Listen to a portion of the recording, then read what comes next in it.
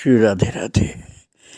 भक्तों, आश्रमों के द्वारा, मंदिर के द्वारा परमार्थ का कार्य होता है। भगवत सेवा की जाती है। प्रभु के प्रीत्यर्थ परोपकार के कार्य होते हैं। और इस कार्य के लिए कुछ लोगों को ठाकुर जी की कृपा से इकट्ठा किया जाता है और उसको ट्रस्ट या समिति नाम दिया जाता है। तो वो ट्रस्ट का कार्य या समिति का कार्य जो मंदिर का, आश्रम का होता है, वो भगवान का ही कार्य होता है। उसमें लापरवाही नहीं करना चाहिए। जिसको उसका सदस्य बनाया गया हो, उसको समय समय पर अपनी सेवा उसके माध्यम से, अर्थात ट्रस्ट समिति के माध्यम से भगवान की करते रहना चाहिए। कई लोग ऐसे होते हैं कि जो गुरु के जीवन काल में तो करते हैं, बाद में फिर लापरवाही करते हैं, अलग हो जाते हैं। ऐसा नहीं करना चाहिए। बाबा नीव करोली ने अपने जीवन काल में इस प्रकार का जो आदेश दिया था, जब उन्होंने अपनी अंतर्धान होने की लीला की, तो उसमें कहीं कहीं जब लापरवाही देखा तो उसको संभाला भी था। बाबा के एक अनन्य भक्त थे, श्री देव कामता दीक्षित, कानपुर के थे। वो वृंदावन आश्रम के ट्रस्ट के सदस्य भी थे। तो एक बार वृंदावन में ट्रस्ट की मीटिंग होने के लिए तैयारी थी, होने जा रही थी मीटिंग। तो इसके लिए उनको वृंदावन आना चाहिए था और बाबा उस समय अंतर्धान हो चुके थे। तो कुछ कारणों से वो उदासीन रहे, वो और वृंदावन नहीं आए, कानपुर में रुक गए। तो मीटिंग के दिन प्रातःकाल कानपुर में उनके घर के बाहर लॉन में एक साधु आकर बैठ गए। तो साधु से पूछा दीक्षित जी ने कि कहाँ से आ रहे हो बाबा? तो उन्होंने उत्तर दिया, वृंदावन से। दीक्षित जी बोले, आज हमें भी वृंदावन गुरु आश्रम के ट्रस्ट की मीटिंग में उपस्थित होना था, पर हम गए नहीं। इस पर वो साधु बोले कि गुरु के काम में तो अवश्य जाना चाहिए। और महाराज उसके बाद उस साधु के सेवा के लिए कुछ लेने के लिए दीक्षित जी घर के भीतर गए और झटपट कुछ लेकर के आए तो देखे कि वहां तो साधु ही नहीं, जैसे गायब हो गए, अंतर्धान हो गए। उनके मन में उस समय यही भाव तुरंत आया कि अरे, साधु के रूप में तो बाबा नीव करोली आए थे, और उचित आदेश दे करके चले गए। बहुत खोजा, इधर चारों तरफ दौड़ धूप करवाए किए, लेकिन वो साधु कहीं नहीं दिखे। तुरंत वो गाड़ी से चल करके, शाम को मीटिंग होनी थी, उसमें वृंदावन पहुंच गए। भक्तों, इस मीटिंग के बाद दीक्षित जी को अनुभव हुआ कि उस दिन वहां जो निर्णय लिए गए उसमें उनका उपस्थित होना बहुत जरूरी था। नहीं आते तो फिर बाद में पछताना पड़ता उनको। इसलिए बाबा ने एक अनजान साधु के रूप में जाकर के उनको सावधान कर दिया था। और एक बार वही दीक्षित जी लखनऊ से अपने घर कानपुर मिनी बस में जाने का विचार कर रहे थे। बस के पास आकर के इनकी इच्छा आगे की सीट में बैठने की हुई, पर उसमें पहले से एक व्यक्ति बैठा था, तो उसके पीछे की सीट में बैठ गए। वह आदमी जो बैठा था इनको देखकर मुस्कुरा रहा था। तो उसकी मुस्कुराहट का कारण नहीं समझ पाए और यही सोचते रहे कि संभव है कि वो आगे बैठने की इनकी इच्छा को ताड़ गया था। जब गाड़ी चलने के लिए तैयार हुई तो वो व्यक्ति सीट छोड़ करके चला गया और ये तुरंत उसकी जगह पर जा बैठे और इनको प्रतीत होने लगा कि जैसे वो इनके लिए ही सीट सुरक्षित करने के लिए वहां बैठा था। और रास्ते में एक मोड़ पर ये गाड़ी दुर्घटनाग्रस्त हुई। 4-5 यात्री मरे और कई घायल हुए और दीक्षित जी के सिर पर एक साधारण सी चोट आई जो अस्पताल की प्राथमिक चिकित्सा से ही ठीक हो गई। जिस सीट पर पहले बैठे थे उसमें बैठे व्यक्ति की तो जान ही चली गई। गाड़ी के चलते समय उतर करके चले जाने वाला वो व्यक्ति कौन हो सकता है जिसके कारण सुरक्षित रह गए। इनको पूर्ण विश्वास था दीक्षित जी को कि बाबा ने इस रूप में प्रकट होकर के इनकी रक्षा की थी। भक्तों, अनेक अनेक लोगों को बाबा अपनी उस उपस्थिति दिखला देते थे कि पहले की तरह से अब भी भक्तों को संभालते हैं। शिकागो निवासी महाराज जी का एक अमेरिकी भक्त सन 1971 में भारत आया था और नैनीताल के एक होटल में ठहरा। उसने लगातार 11 दिन कैंची आश्रम में आकर घंटों बाबा के दर्शन किए थे। नेपाल से अपने व्यापार के सिलसिले में वो मार्च 1982 में पुनः भारत आया था। दिल्ली में अपने देशवासियों से उसे ज्ञात हुआ कि बाबा का एक आश्रम वृंदावन में भी है। तब वो वृंदावन चला आया और वृंदावन में उसे माँ के दर्शन हुए और उसने माँ को अंग्रेजी में अपना एक अनुभव सुनाया जिसका माँ के लिए अनुवाद केहर सिंह जी ने किया। वो सन 1976 की घटना सुनाने लगा जब वो लौटकर घर जा रहा था। रात्रि में उसका विमान शिकागो के हवाई अड्डे पर उतरा। बाहर आकर के जब वो एक कैब में बैठ गया तो उसे देखकर आश्चर्य हुआ कि बगल में खड़ी कैब का जो चालक था, कैब अर्थात टैक्सी का जो ड्राइवर था, वो डील डॉल में आकृति में बाबा से मिलता जुलता था, बिल्कुल मिलता था वो नीम करोड़ी बाबा से।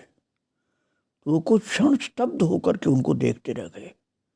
वो शिकागो का जो भक्त था लगातार देखता रहा और इतने में वो कैब चल दी और उसने अपने कैब मैन से उस कैब का पीछा करने को कहा क्योंकि उसकी समझ में आ गया कि तो वो नीम करोड़ी बाबा हैं। तो पीछे वो था, उसने कहा आगे जो गाड़ी जा रही है उसके पास पहुंचाओ। उसने जितनी तेजी से हो सकता था पीछा किया पर वे अपनी गाड़ी और भी अधिक तेजी से भगाते चले गए।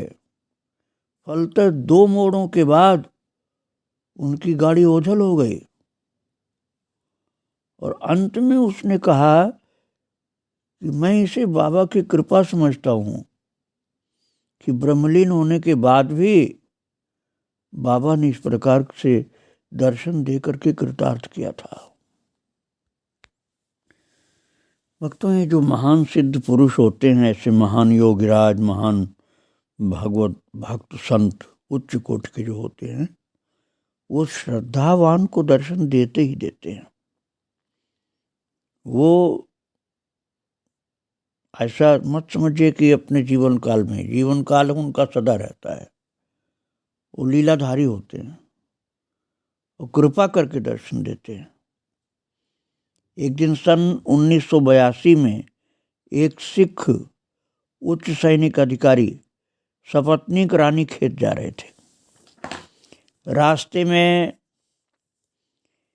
दर्शनार्थ कैंची आश्रम में पहुँचे और आश्रम की स्वच्छता, सुंदरता और शांति से प्रभावित होकर के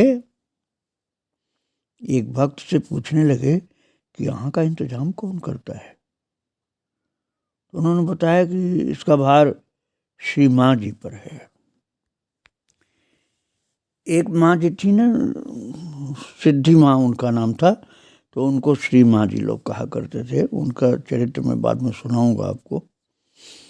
तो माँ की दर्शन की इच्छा उसने व्यक्त की और एक भक्त उनके पास ले गया, माँ के पास।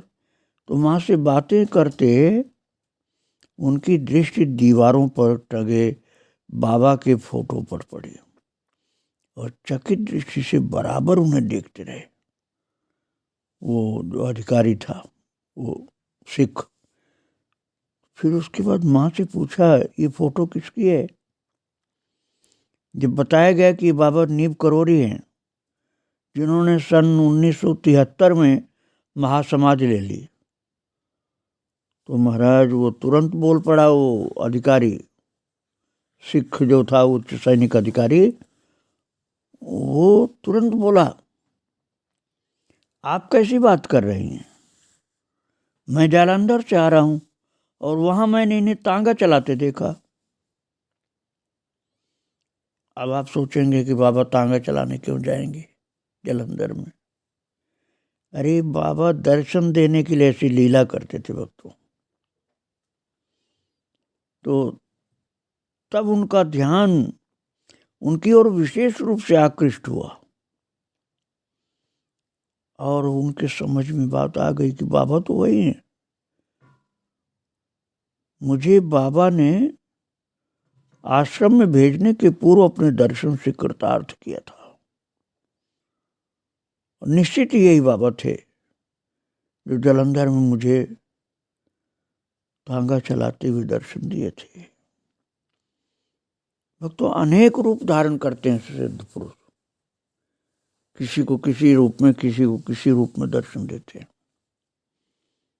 कैंची में 15 जून 1983 जो प्रतिष्ठा दिवस है, उसमें समारोह की तैयारियां हो रही थी।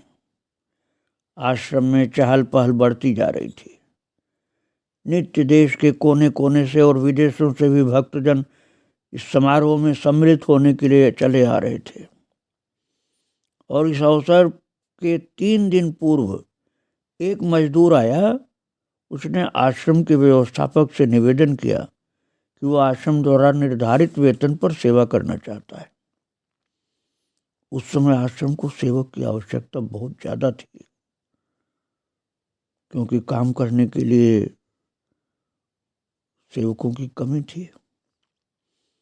तो व्यवस्थापक ने उसकी तत्काल नियुक्ति कर दी और उसे भंडारे में बर्तन साफ करने के लिए कार्य में लगा दिया।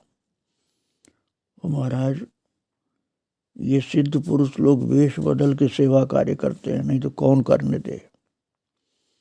वो मजदूर रात दिन घोर परिश्रम करता रहा। वो मजदूर इतना मेहनती था और इतना हंसमुख और प्रसन्न चित्त रहने वाला कि सबको प्रभावित कर दिया अपने व्यवहार से, सेवा से।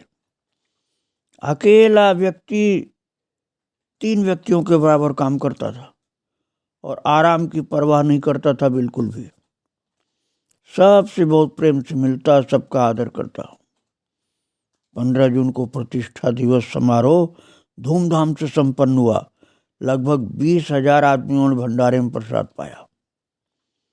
इसके बाद लोगों का वापस जाना आरंभ हुआ और 2-4 दिन में अधिकांश आगंतुक चले गए। एक दिन अकस्मात प्रातःकाल सूर्योदय के पूर्व अंधेरे में वो मजदूर भी चला गया। आश्रम से बिस्तर आदि जो भी वस्तुएं उसे उपयोग के लिए दी गई थी, वो सब वहीं का वहीं छोड़ गया। उसने अपने अथक परिश्रम की मजदूरी भी नहीं लेनी चाहिए, लिया ही नहीं मजदूरी। और वो व्यक्ति कौन था? भक्तों, लोगों की पक्की धारणा एक थी कि आश्रम की कठिनाइयों को ध्यान में रखते हुए बाबा स्वयं मजदूर के रूप में प्रकट हुए थे और अपना कार्य सब कर गए और बिना मजदूरी लिए इस प्रकार से अंतर्धान हो गए। भगवान या कोई सिद्ध पुरुष जब तक किसी को पहचानवावे नहीं तो पहचान नहीं सकता कोई। तो बाद में फिर लोग पहचान पाते हैं, उनकी ऐसी लीला होती है। संकट मोचन हनुमान मंदिर लखनऊ में 26 फरवरी 83 के दिन प्रतिष्ठा दिवस समारोह मनाया जा रहा था। सायंकाल लगभग 3 बजे श्रीमती शांता पांडे भावपूर्वक वही गुरु स्तुति गा रही थी जिसे वे बहुधा महाराज जी को सुनाया करती थी। उनके पास बैठे थे उनके पति श्री ललित मोहन पांडे, कैंची आश्रम के मैनेजर श्री विनोद चंद्र जोशी, मंदिर ट्रस्ट के सचिव श्री भूषण चंद्र जोशी, अवकाश प्राप्त आईजी कारागार ट्रस्ट के अध्यक्ष श्री केहर सिंह और अनेक प्रतिष्ठित व्यक्ति जो उस अवसर पर वहां उपस्थित थे। इतने में उस मंदिर में एक सुगठित शरीर के लंबे साधु ने प्रवेश किया। उन्होंने पहले हनुमान विग्रह के आगे नमन किया और पुजारी के सम्मुख कुछ नोट निकालकर भेंट पात्र में डाले। इसके बाद शांता जी के पास जाकर के बैठ गए और प्रेम से भजन सुनते रहे।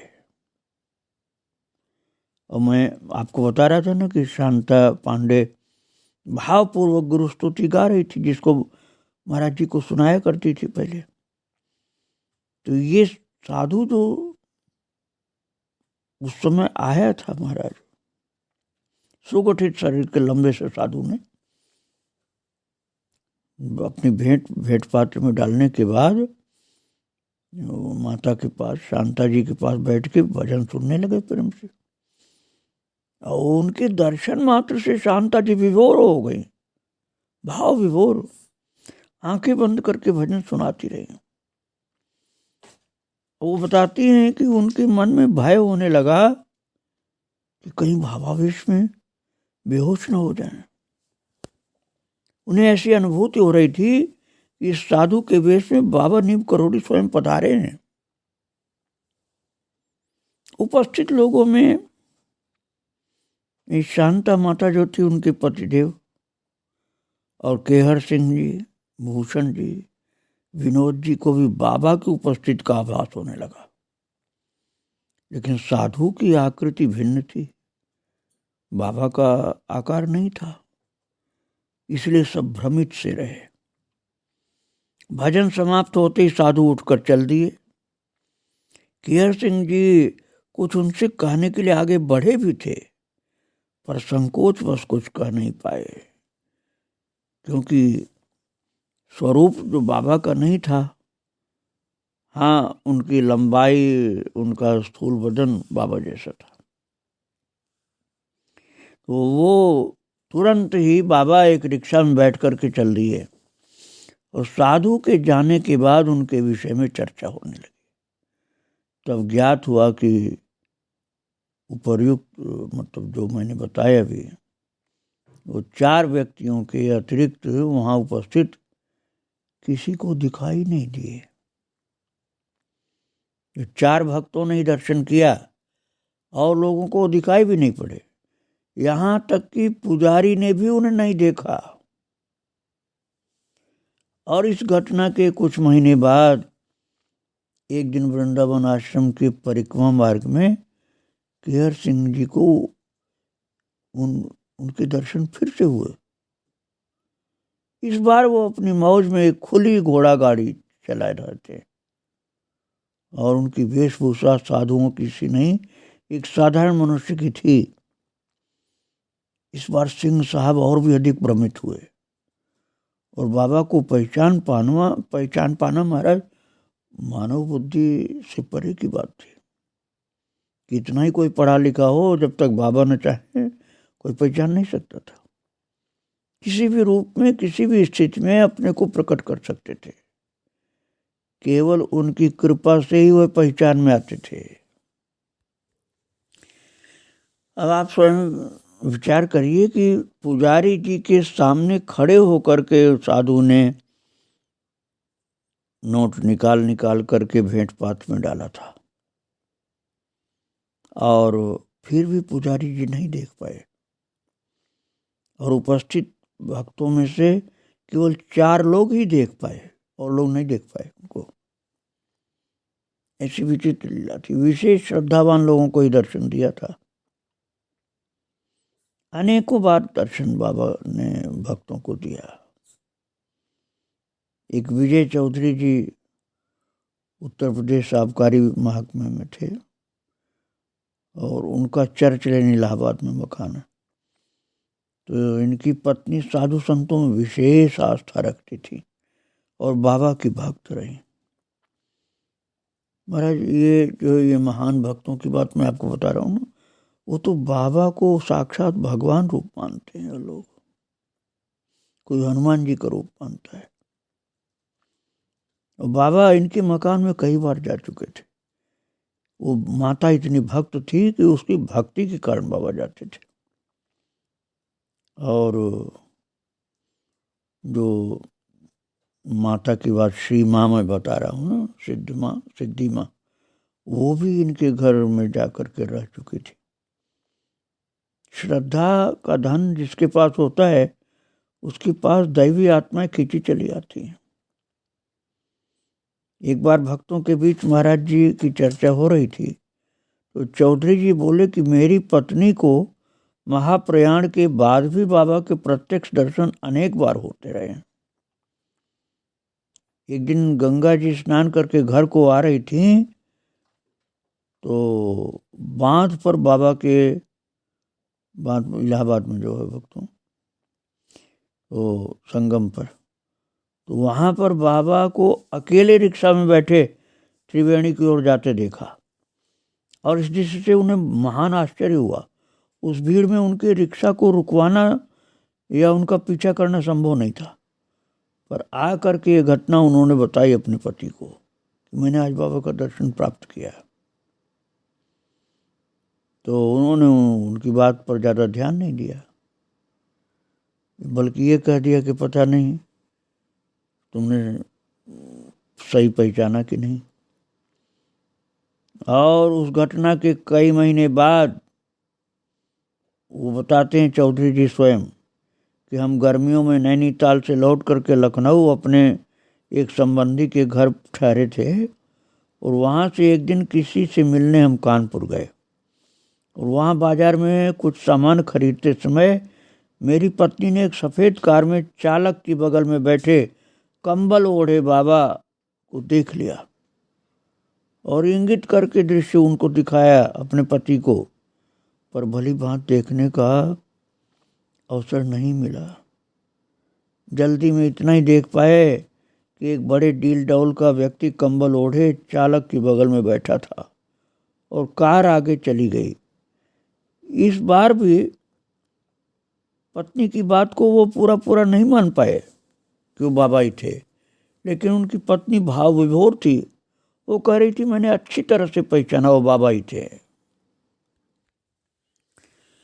और इसके बाद उसी दिन शाम को चौधरी जी बताते हैं कि हम लखनऊ वापस जाने के लिए रिक्शा से कानपुर के बस स्टेशन को जा रहे थे, और उनकी पत्नी को उसी सड़क पे विपरीत दिशा से आते हुए एक रिक्शा में बाबा अकेले बैठे दिखाई दिए। तो तुरंत उन्होंने अपने पति देव का ध्यान आकर्षित करते हुए कहा, आप मत कहना कि बाबा नहीं है, सामने देखो। और महाराज वो कहते हैं कि मैंने जो बाबा को पास से देखा तो मैं भी अवाक रह गया। मेरी बुद्धि चकरा गई कि हैं तो बाबा ही बिल्कुल साफ सुथरे एकदम वही दिख रहे हैं। लेकिन वो कहते हैं मैं रिक्शा रुकवा नहीं पाया और न चरण ही छू पाया। मैं उनको देखता ही रह गया, जबकि मैंने पहचान लिया। मेरी पत्नी ने मुझे दिखाया कि अब मत कहना कि बाबा नहीं है, वो देखो सामने। उनका कहना है कि मैंने देखा भी, पहचान भी लिया, और उस समय मैंने तो चरण छूना भी भूल गया और न रुकवा पाया, लेकिन दर्शन मुझको भी अच्छी तरह से हुए थे। भक्तों, इस प्रकार से नीम करोड़ी बाबा की जो अंतर्धान लीला थी वृंदावन धाम में 73 में, उसके बाद भी अनेकानेक भक्तों को कहीं न कहीं दर्शन देते रहते थे, और स्वप्न में भी, प्रत्यक्ष भी, और भक्तों के संकटों को दूर भी करते हैं। आप ये समझ लीजिए कि आज भी ऐसा करते हैं। बस जिनको श्रद्धा होती है उनके ऊपर कृपा विशेष होती है। श्रद्धा कमजोर होगी तो कृपा पूरी नहीं हो पाती है। इसलिए श्रद्धा को गुरु के प्रति, भगवान के प्रति अच्छी से अच्छी बनाइए, आपको भी ये लाभ होंगे। आपके ऊपर भी सिद्ध पुरुषों की और भगवान की कृपा का दर्शन होता हुआ दिखलाई पड़ने लग जाएगा। भक्त के ऊपर कृपा तो सदा ही बरसती रहती है, भगवान की भी, संतों की, गुरु की। उस कृपा के लिए अपनी श्रद्धा को बहुत बढ़िया सुंदर बना लीजिए, बस आपको दर्शन होने लग जाएंगे। महाराज जी के चरित्रों को आगे मैं और आपको सुनाऊंगा। आज यहीं प्रणाम करके विराम दे रहा हूँ। श्री राधे राधे, जय श्री राधे राधे।